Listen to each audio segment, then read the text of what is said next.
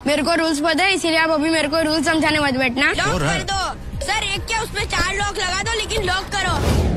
এই বাচ্চা তো কেবিসিতে আসে ঠিকই, কিন্তু সবার সমালোচনার কারণ হয়ে দাঁড়ায়।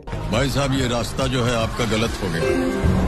বাপরে, স্টার্টিং এ ছেলের তোড়জোড় সেটা দেখে তো মনে হতেই পারে তার হয়তো সুসু ধরেছে। পরে সে দেখানো শুরু করে তার আসল চেহারা। सर ये भी कोई पूछने का सवाल है? এই ছেলের পাকনামো আসলে পাকনামো না, এক ধরনের ডিসরেসপেক্ট বলা যেতে পারে। কিন্তু এমন ডিসরেসপেক্ট দেখে অমিতাভ বচ্চনের তারিফ করা উচিত, যেখানে তিনি মাথা ঠান্ডা রেখে বিষয়টাকে হ্যান্ডেল করেছে। ऑप्शन के बिना बोल रहा हूँ, लॉक करो तो सर ऐसा जो बाकियों के लिए ऑप्शन बोलना पड़ेगा। যাই হোক, এমন ভিডিও দেখে ছেলেকে নিয়ে এমন কথা হলেও অনেকের দাবি যে ছেলেকে আসলে কিছু বলে লাভ নেই, তার বয়স অনেক কম, আসল দোষ তার বাবা মার, তারাই তাকে ঠিক মতো গাইডলাইন্স দিতে পারেনি। আবার অনেকে বলছে ছেলেকে শিক্ষিত করালে হয় না যদি ম্যানার্স না শিখাতে পারে। আবার কিছু পাবলিকের মতামত এটা ব্যাড প্যারেন্টিং না, এটা ওভার প্যারেন্টিং এর প্রভাব, যেখানে আজকালকার প্যারেন্টসরা চায় পরিবারে একজন সন্তান আসুক এবং পরিবারের দাদা দাদি হতে শুরু করে সবাই তাকে মাথার ওপর করে রাখে, যার কারণে সেই বাচ্চার পেশেন্স এবং হিউম্যানিটি এভাবে শেষ হয়ে যায়।